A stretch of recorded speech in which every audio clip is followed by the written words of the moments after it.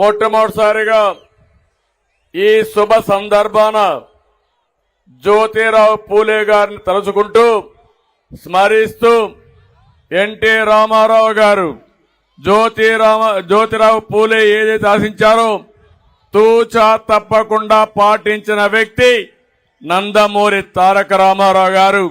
అలాంటి నాయకుని కూడా స్మరించుకుంటూ ఈ కార్యక్రమానికి శ్రీకారం చుడుతున్నాను. ఇదొక హిస్టారికల్ డే.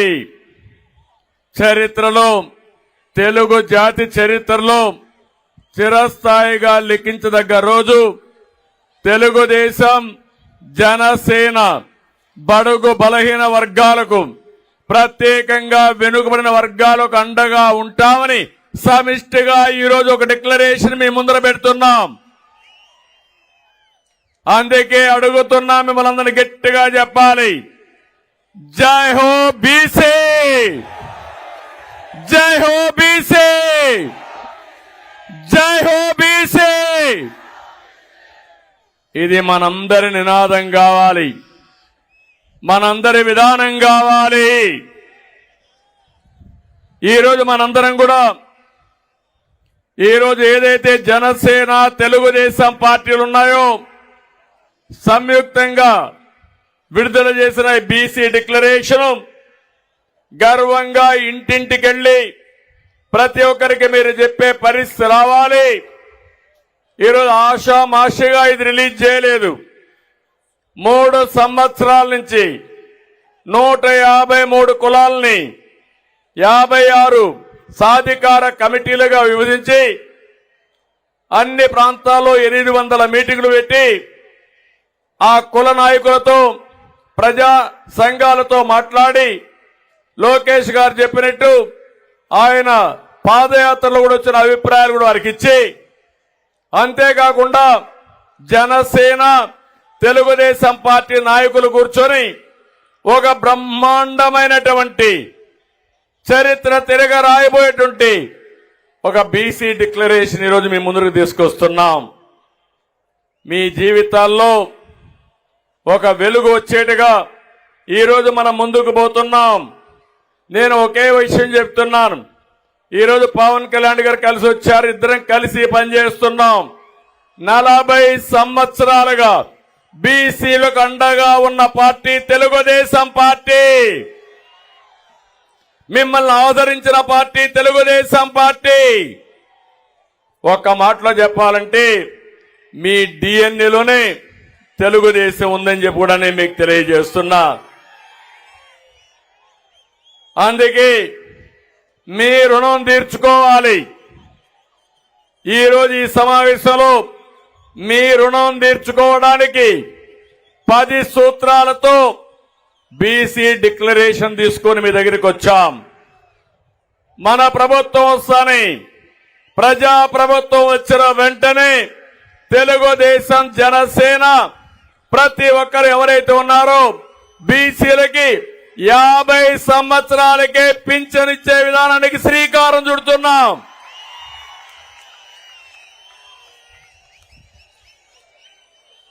అందులో కూడా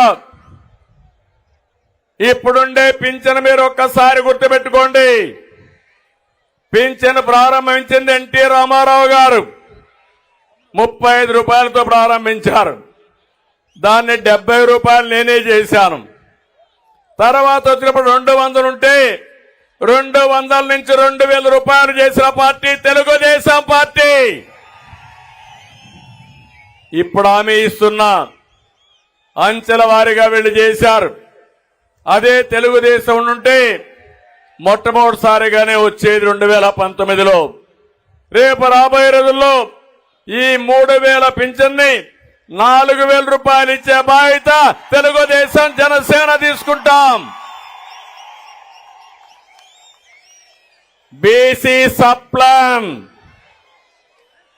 ఏం తమ్ముళ్ళు పెట్టారా వీళ్ళని మిమ్మల్ని అడుగుతున్నా. 15,000 కోట్లు సంవత్సరానికి చెప్పారా లేదా అని అడుగుతున్నా మిమ్మల్ని.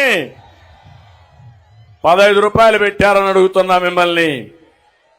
కానీ ఈరోజు మేము ఒకటి ఆలోచిస్తున్నాం, సంక్షేమ కార్యక్రమాలు ఇస్తూనే సంపద సృష్టించే మార్గం మీకు చూపించాలనే ఉద్దేశంతోనే సబ్ ప్లాన్ ద్వారా 1,50,000 కోట్లు 5 సంవత్సరాల్లో పెట్టే బాధ్యత మాది. సంవత్సరానికి 30,000 కోట్లు చొప్పున 5 ఏళ్లలో 1,50,000 కోట్లు పెడతామని చెప్పి కూడా నేను మీకు తెలియజేస్తున్నా. ఇంకో పక్కన మీరు ఒకసారి దొంగ లెక్కలు చూపించి ఎక్కడ కూడా నిధులు దొడ్డిదారికి మళ్లించి బీసీలకు అన్యాయం చేసిన పార్టీ వైఎస్ఆర్ కాంగ్రెస్ పార్టీ. స్థానిక సంస్థల్లో రిజర్వేషన్లు ఉండాలి. 25% ఉంటే కాదు 34% ఉండాలని ఆ రోజు తెలుగుదేశం పార్టీ నా ఆధ్వర్యంలోనే రిజర్వేషన్లు పెంచాం. జగన్మోహన్ రెడ్డి వచ్చిన తర్వాత 34 నుంచి 25%కు తగ్గించాడు. దగ్గర దగ్గర 16,800 మంది పదవులు కోల్పోయారు. మీరొక్క విషయం గుర్తుపెట్టుకోవాలి, నాయకత్వం అనేది రాత్రికి రాత్రే రాదు. అనునిత్యం తయారు చేసే తప్ప సాధ్యం కాదు. ఓసారి చాలా మంది వెనుకబడి ఉంటారు. దానికి కారణాలు విశ్లేషిస్తే ఒకటి ఆర్థికంగా వెనుకబడి ఉండడం, రాజకీయంగా వెనుకబడడం, సామాజికంగా వెనుకబడడం, ఈ అన్ని కారణాలతో ఎన్ని సంవత్సరాలైనా పేదరికంలో మగ్గే పరిస్థితి వస్తుంది. అలాంటి సందర్భంలో మొట్టమొదటిసారిగా రాజకీయాల్లో వెనుకబడిన వర్గాలకు రిజర్వేషన్లు పెట్టాలని పెట్టి రాజకీయ నాయకులు తయారు చేసిన పార్టీ తెలుగుదేశం పార్టీ అని చెప్పి కూడా నేను మీకు తెలియజేస్తున్నా. దీని తర్వాత సమర్థవంతమైన నాయకత్వం వచ్చారు. నేను ఇంకొకడు హామీ ఇస్తున్నా, నిరంతరం పోరాడతాం. చట్టసభల్లో 33% వెనుకబడిన వర్గాలకు రిజర్వేషన్లు పెట్టే వరకు, అసెంబ్లీలో పార్లమెంట్లో మీ రిజర్వేషన్లు వచ్చే వరకు మీ తరపున మేము పోరాడతామని ఈ ప్రజా డిక్లరేషన్ లో కూడా మీకు అందరికి చెప్తున్నా. ఇది కాకుండా ఇంకో పక్క చూస్తే ఎవరైతే 153 కులాలున్నాయి, అన్ని కులాలకు మేము స్థానాలు ఇవ్వలేకపోవచ్చు. వీలైనంత వరకు అందరినీ అకామిడేట్ చేయడానికి ప్రయత్నం చేస్తాం. అటు జనసేన తెలుగుదేశం కూడా ఒకవేళ గెలవాలి, ఈ రాష్ట్రాన్ని కాపాడుకోవాలి. ఒకవేళ ఎవరికైనా మేము రాజకీయంగా ప్రాముఖ్యత ఇవ్వలేకపోతే, స్థానాన్ని కేటాయించలేకపోతే వాళ్ళందరినీ నామినేటెడ్ పోస్టుల్లో పెట్టే బాధ్యత ఎమ్మెల్సీలుగా, ఎంపీలుగా, కార్పొరేషన్ చైర్మన్లుగా వివిధ రంగాల్లో మిమ్మల్ని ప్రోత్సహించే బాధ్యత మాదని మీ అందరికీ హామీ ఇస్తున్నా. ఒకప్పుడు నేను ఆలోచించాం, ఆ రోజు 2 పిల్లల కంటే ఎక్కువ ఉంటే స్థానిక సంస్థల్లో పోటీ చేయడానికి అర్హత లేదు. ఇప్పుడు జనాభానే మన ఆస్తి. అందుకే నేను హామీ ఇస్తున్నా, పవన్ కళ్యాణ్ గారు ఇద్దరం కలిసి హామీ ఇస్తున్నాం. ఎంతమంది పిల్లలున్నా పర్వాలేదు, స్థానిక సంస్థల్లో మీరు పోటీ చేసే అర్హత ఉంటుంది. ఏదైతే పాత చట్టాన్ని రద్దు చేస్తామని చెప్పి కూడా నేను మీకు తెలియజేస్తున్నా. చట్టబద్ధంగా కులగణన నిర్వహించాలి. వెనుకబడిన వర్గాలు ఎంతమంది ఉన్నారో అధ్యయనం చేయాలి. వాళ్ళ ఆర్థిక పరిస్థితులు అధ్యయనం చేయాలి. వాళ్ళ సామాజిక రాజకీయ నైవేద్యాన్ని దీన్ని కూడా ఒకసారి అధ్యయనం చేసి అందరికీ సముచితమైన స్థానం రావాలి. దీనికి కూడా సెన్సస్ పూర్తి చేస్తాం. మా ఆలోచన ఒకటి, జనాభా దామాషా ప్రకారం ఆర్థికంగా వెనుకబడి ఉంటే ఎక్కువ ప్రాధాన్యత ఇవ్వడం, అందరినీ సమాజంలో సమానంగా పైకి తీసుకురావడానికి, ఆర్థిక అసమానత తగ్గించడానికి మేము ప్రయత్నం చేస్తామని చెప్పి కూడా నేను మీకు తెలియజేస్తున్నా. ఇంకో పక్కన మనం చూసాం, బీసీల రక్షణ కోసం ఒక ప్రత్యేకమైన చట్టం, ఇది అవసరం. 300 మందిని పొట్టన పెట్టుకున్నారు. కొన్ని వేల మీద తప్పుడు కేసులు పెట్టారు. ఇది రాజకీయంగా ఎదుగుతున్నటువంటి బీసీ వర్గాలను అణిచివేసే ధోరణి. అందుకే ఒక ప్రత్యేక రక్షణ చట్టం తీసుకొస్తాం. ఎస్సీలకు ఎస్టీలకు ఏ విధంగా ఉందో నా బీసీల జోరికి ఎవరైనా వస్తే ఖబర్దార్ జాగ్రత్త ఉండండి హెచ్చరిస్తూ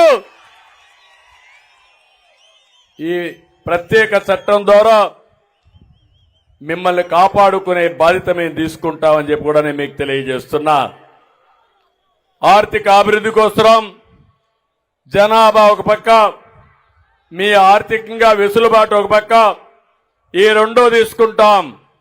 5 ఏళ్లలో కనీసం 10,000 కోట్ల రూపాయలు నిధిని కేటాయించి మీరు పరిశ్రమలు పెట్టాలన్నా, ఆర్థికంగా పైకి రావాలన్నా, ఆధునిక పనిముట్లు కావాలన్నా మీకు ఇచ్చే పరిస్థితి తీసుకొస్తాం. ఇంకో పక్క పారిశ్రామిక ప్రోత్సాహాలు కూడా ఇస్తామని చెప్పి కూడా నేను మీకు తెలియజేస్తున్నా. ఇది కాకుండా విద్యా పథకాలన్నీ కూడా మళ్ళా రివైవ్ చేస్తాం. అన్ని రెసిడెన్షియల్ స్కూల్ని జూనియర్ కాలేజీలుగా అప్గ్రేడ్ చేస్తాం. షరతులు లేకుండా విదేశ విద్య ఎవరైనా పిల్లలు ప్రపంచంలో ఎక్కడ చదువుకోవాలన్నా ఇచ్చే పరిస్థితి మళ్లీ తీసుకొస్తాం. పీజీ విద్యార్థులకు కూడా ఫీజు రీఎంబర్స్మెంట్ పునరుద్ధరిస్తాం. స్టడీ సర్కిల్ గాని, విద్యోన్నతి పథకాలు గాని మళ్లీ ప్రారంభిస్తాం. ఇంకో పక్క చంద్రన్న బీమా, ఒకప్పుడు మట్టి ఖర్చులే కాకుండా 5 లక్షల రూపాయలు మీ ఇంటికి డబ్బులు పంపించేవాళ్ళం. మళ్ళా నా బీసీల కోసం 10 లక్షల రూపాయలు ఎవరు చనిపోయినా మీకు ఇచ్చే బాధ్యత తీసుకుంటాం. పెళ్లి కానుకలు మళ్లీ ప్రారంభిస్తాం. ఎవరు పెళ్లి చేసుకున్నా 1,00,000 రూపాయలు ఇచ్చి ఆ పిల్లల పెళ్లిళ్లు ఘనంగా చేసే బాధ్యత తెలుగుదేశం జనసేన తీసుకుంటామని చెప్పి మీకు హామీ ఇస్తున్నా. అదే మరిగా ప్రతి సంవత్సరం కుల ధృవీకరణ, క్యాస్ట్ సర్టిఫికెట్లు తీసుకోవాలి, దానికి లంచాలు ఇవ్వాలి. అలాంటి వ్యవస్థ అంతా కూడా రద్దు చేసి శాశ్వతంగా క్యాస్ట్ సర్టిఫికెట్లు ఇచ్చి ఎక్కడా ఎలాంటి ఇబ్బంది లేని వ్యవస్థకు శ్రీకారం చుడతామని మరొకసారి హామీ ఇస్తున్నాం. ఇది కాకుండా పెండింగ్ లో ఉన్న బీసీ భూములు, భవనాలు, కమ్యూనిటీ హాళ్లు, చాలా మంది బీసీ భవనాలు కట్టుకున్నారు, కమ్యూనిటీ హాల్స్ కట్టారు, మధ్యలో ఆపేశారు. వచ్చిన వెంటనే 1 సంవత్సరంలో ఇవన్నీ పూర్తి చేసే బాధ్యత తెలుగుదేశం జనసేన ప్రభుత్వం తీసుకుంటామని చెప్పి కూడా నేను మీకు తెలియజేస్తున్నా. ఇది 10 సూత్రాలతో వెనుకబడిన వర్గాల కోసం బీసీ డిక్లరేషన్ తీసుకొచ్చాం. మీ దశ దిశ మార్చడానికి ఇది ఒక అవకాశం. 40 ఏళ్లుగా 42 ఏళ్లుగా ఆదరించారు. మీ రుణం తీర్చుకోవడానికి జై హో బీసీ కింద బీసీ డిక్లరేషన్ ఇచ్చామని మరొక్కసారి మీ అందరికీ విజ్ఞప్తి చేస్తున్నా. ఇంకో పక్క మీరందరూ ఒకసారి గుర్తుపెట్టుకుంటే అనేక రకాలైనటువంటి కులాలన్నీ ఉన్నాయి బీసీల్లో కూడా. ఇప్పుడే పవన్ కళ్యాణ్ గారు, అచ్చెన్నాయుడు గారు, లోకేష్ గారు చాలా విషయాలు మాట్లాడారు. 153 కులాలు. మీరు లేకపోతే నాగరికత లేదు, మీరు లేకపోతే సమాజ హితం లేదు. ఈరోజు నాగరికతకు, మన సంస్కృతి సాంప్రదాయాలకి చిహ్నం వెనుకబడిన వర్గాలు. ఒక విషయం మీరు ఆలోచిస్తే, రజకులున్నారు. రజకులు బట్టలు దొక్కపోతే మనం ఇంత బాగా కనపడే పరిస్థితి రాదు, ఈ మీటింగ్కి వచ్చే పరిస్థితి కూడా లేదు. అలాంటి రజకులకు ఇబ్బంది ఉన్నాయి. అందుకే ఎప్పటి నుంచో కోరారు ఎస్సీ జాబితాలో పెట్టమని. తప్పకుండా కేంద్రంతో ఒత్తిడి పెంచి సాధించే వరకు మీకు అండగా ఉంటామని మరొకసారి హామీ ఇస్తున్నాం. అదే మారిగా చెరువులు దోబీ ఘాట్లపై మీకు హక్కులుండేటివి, అవి కూడా తీసేశారు. ఇస్త్రీ పెట్లు ఇవ్వడం తీసేశారు. టీటీడీ దేవాలయాలు ఆసుపత్రుల్లో మీకే కాంట్రాక్టులు ఉండేటివి. ఇలాంటి చాలా పోయే పరిస్థితి వచ్చాయి. దోబీ ఘాట్లకు 200 యూనిట్ల కరెంటు ఉచితంగా ఇస్తే దాన్ని కూడా దెబ్బతీశారు. నేను ఒకటి హామీ ఇస్తున్నా, ఈ విధంగా కొరబా యాదవులకైతే డైరీ పరిశ్రమలకు ప్రోత్సాహాలు ఇచ్చాం, అవి కూడా తీసేశారు. బంజర భూముల్లో పశువులు మేపుకోవడానికి 559 జీవో ఇస్తే దాన్ని అమలు చేసే పరిస్థితి లేదు. వారికి అందరికీ నేను హామీ ఇస్తున్నా, తప్పకుండా మీ జీవితాల్లో వెలుగు తీసుకురావడానికి ఏం చేయాలో అవి చేస్తామని యాదవులకు హామీ ఇస్తున్నా. వడ్డెర చాలా ఎలాబరేట్ గా చెప్పారు పవన్ కళ్యాణ్ గారు, పూర్తిగా నేను ఏకీభవిస్తున్నా. ఏవైతే రాళ్లు కొట్టేదే వృత్తిగా పెట్టుకుని ఆ రాళ్లతోనే జీవితాలు గడిపి ప్రాణాలు పోగొట్టుకున్న సంఘటనలున్నాయి. అలాంటి వారికి ఆ రాళ్లు కొట్టుకునే హక్కు పోగొట్టారంటే ఏమనాలని అర్థం కావడం లేదు. తప్పకుండా వడ్డీలకి న్యాయం చేసే బాధ్యత ఎస్టీలుగా చేర్చాలని ఎప్పటి నుంచో అడుగుతున్నారు. ఇది సాధించి తీరాలి. దీనికోసం పూర్తిగా మేము మద్దతుగా ఉంటామని వడ్డీ కులానికి హామీ ఇస్తున్నా.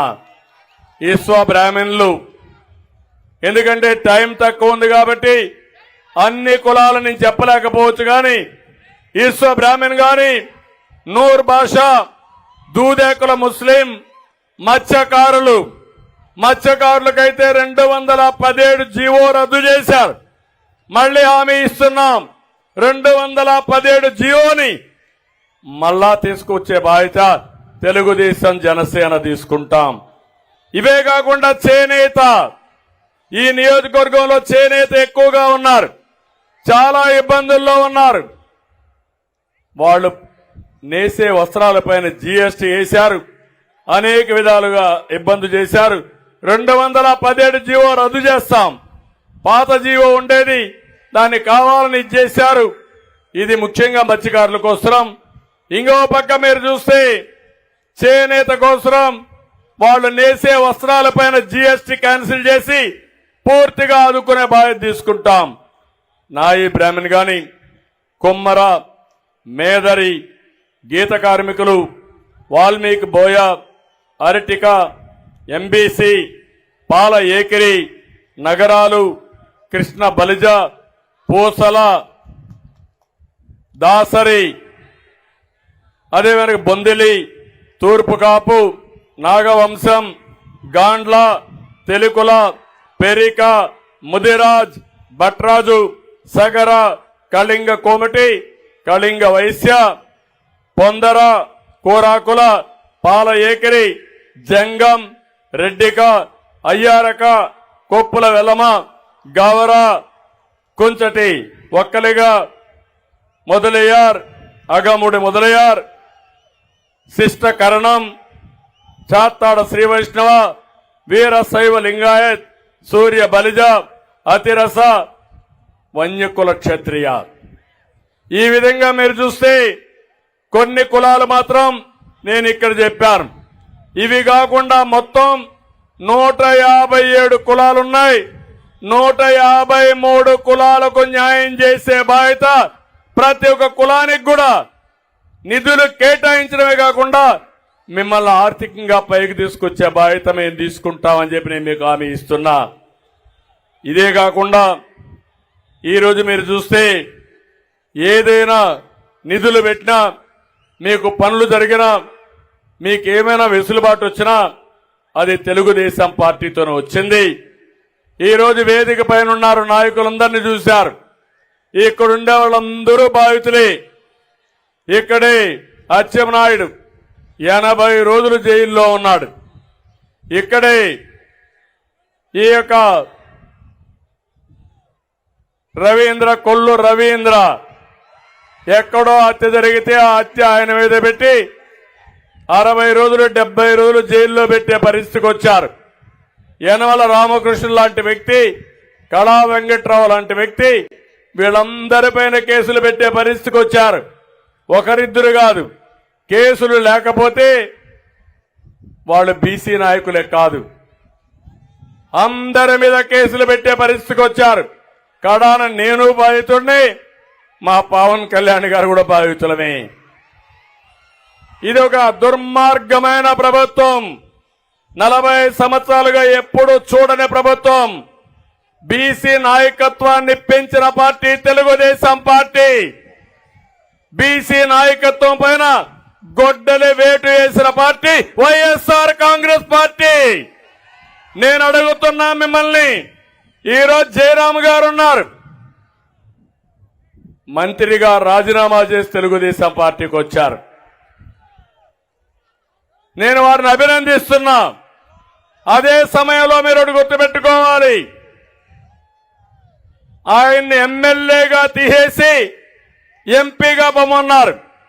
కారణం చెప్పమన్నాడు, కారణం చెప్పలేదు. చెప్పకపోతే నీ ఎంపీ నాకు అవసరం లేదని ఎంపీ కూడా వదులుకున్న వ్యక్తి జయరాం గారు. నేను అడుగుతున్నా, ఆయన తప్పులు చేస్తుంటే ఆయన కాదన్నారు, కానీ మీ పెద్దిరెడ్డి కుటుంబ వ్యవస్థ ఉంది, అక్కడ రాష్ట్రాన్ని దోచుకుంటున్నాడు. గనులు, లిక్కరు ఒకటి కాదు, ఏది దొరికితే అది అడ్డంగా దోచుకున్న వ్యక్తిని మార్చే శక్తి మీకుందా అని నేను అడుగుతున్నా. సమాధానం చెప్తారా అని అడుగుతున్నా.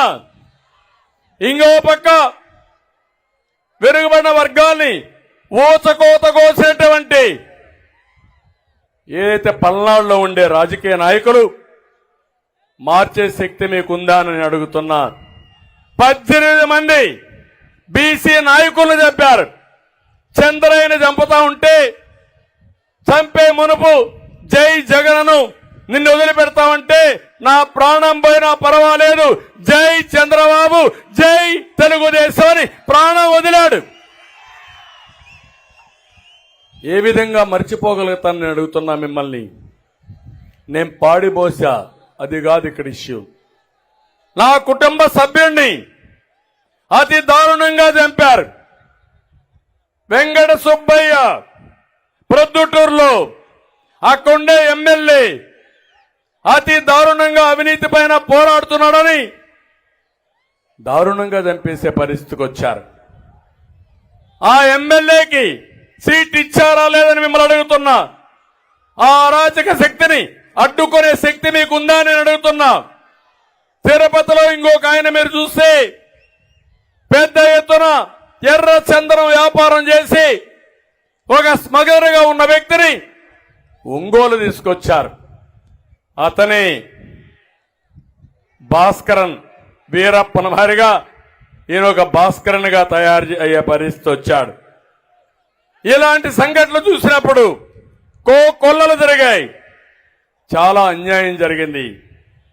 ఈరోజు నేను ఒకటే అడుగుతున్నాను, రాష్ట్రంలో 4 రెడ్లు పెట్టుకుని పెత్తందారీ వ్యవస్థతో రాష్ట్ర రాజకీయాలు చేసే మీరు, వెనుకబడిన వర్గాల్ని పూర్తిగా అణిచివేసే మీరు సామాజిక న్యాయం మాట్లాడుతున్నారు. సామాజిక న్యాయం మాట్లాడే అర్హత ఈ జగన్మోహన్ రెడ్డికి లేదు. సామాజిక న్యాయం కంటే కూడా సామాజిక ద్రోహం చేసిన వ్యక్తి ఈ జగన్మోహన్ రెడ్డి గారని చెప్పి కూడా నేను మీకు తెలియజేస్తున్నా. అందుకే వెనుకబడిన వర్గాల నాయకత్వాన్ని తీసుకొస్తాం. రాజకీయంగా ఇప్పటికే మేము బిల్డప్ చేశాం. ఈ ఉద్యమాన్ని ముందుకు తీసుకుపోతాం. రాబోయే రోజులు అన్ని విధాల వెనుకబడిన వర్గాల్ని ఆర్థికంగా, రాజకీయంగా, సామాజికంగా పైకి తీసుకొచ్చే బాధ్యత తెలుగుదేశం పార్టీ తీసుకుంటామని చెప్పి కూడా నేను మీకు తెలియజేస్తున్నా. జగన్మోహన్ రెడ్డి గారు అనుకుంటున్నాడు బీసీలంటే వీళ్లకు పల్లకీల మోసే బోయిలు అనుకుంటున్నారు. కాదని నిరూపించాల్సిన అవసరం ఉంది. బీసీలు బ్యాక్వర్డ్ క్లాస్ కాదు, బ్యాక్ బోన్ సొసైటీ కానీ నిరూపించుకుంటామని జై హో బీసీ. అందుకనే నేను ఈ సందర్భంగా మిమ్మల్ని అందరినీ కోరుతున్నా, ఇవన్నీ కూడా మనం ప్రజల్లోకి తీసుకుపోవాల్సిన అవసరం ఉంది. ఒక్క విషయం మీరు గుర్తుపెట్టుకోండి, మా కలయిక ఈ సమాజం కోసం కలిసిన కలయిక ఇది. నేను గాని పవన్ కళ్యాణ్ గారు గాని మా కోసరం కాదు, నాకు ముఖ్యమంత్రి పదవి కోసరం కాదు, పవన్ కళ్యాణ్ కో అధికారం కోసరం కాదు, ఆంధ్రప్రదేశ్ రాష్ట్రం యొక్క హితం కోసరం, ఈ రాష్ట్రాన్ని బాగు చేయడం కోసరం, భావితరాల భవిష్యత్తు కోసరం పోరాడే ధర్మ పోరాటం ఇది. ఆ రోజు కూడా 2014లో పవన్ కళ్యాణ్ గారు ఒకటే చెప్పారు, విభజన జరిగింది, ఇబ్బందులు ఉన్నాయి, ఇప్పుడు పోటీ చేస్తే ఓటు కూడా డివైడ్ అవుతుంది, కాబట్టి నేను పోటీ చేయనని బేషరతుగా సమాజం కోసం చెప్పిన వ్యక్తి పవన్ కళ్యాణ్ గారు. అక్కడి నుంచి అనేక సందర్భాల్లో వారు సంఘీభావాన్ని తెలియజేశారు. సమాజ హితం కోసం పోరాడాం. మొట్టమొదటి మీటింగ్ యువగళం, రెండో మీటింగ్ తాడేపల్లిగూడెం, మూడో మీటింగ్ బీసీ గర్జన జై హో బీసీ మంగళగిరి. 3 మీటింగులకి రాష్ట్రం మొత్తం వైసీపీ గిజగిజలాడుతున్నారు.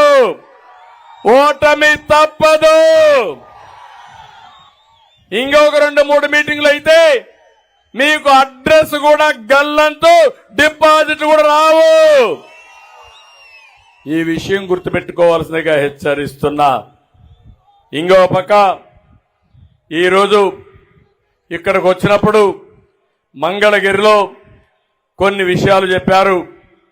ఇక్కడుండే ప్రతి ఒక్కరికి పూర్తి హక్కులు కల్పిస్తూ ఇంటి పట్టాలు ఇవ్వాలన్నారు. మంగళగిరి నియోజకవర్గంలో మీటింగ్ పెట్టాం కాబట్టి నేను ప్రత్యేకంగా హామీ ఇస్తున్నా, అందరికీ పట్టాలిచ్చే బాధ్యత తెలుగుదేశం పార్టీ తీసుకుంటామని హామీ ఇస్తున్నా. ఇది కాకుండా ఇక్కడుండే ప్రజల కోసం ఒక 20,000 ఇండ్లు టిట్కో కింద నిర్మాణం చేయమన్నారు. తప్పకుండా చేస్తామని చెప్పి హామీ ఇస్తున్నా. మంగళగిరి చేనేతకు ప్రపంచ స్థాయి గుర్తింపు వచ్చే విధంగా వాళ్ళ ఆదాయం పెంచడం కోసం ఒక కార్యక్రమం చేశారు. అది కూడా మీరు చూస్తే టాటా సంస్థ భాగస్వామ్యంతో వీవర్స్ శాల ఒకటి ప్రారంభించి ఆదాయాన్ని డబుల్ చేశారు. ఇది మంచి శుభ పరిణామం.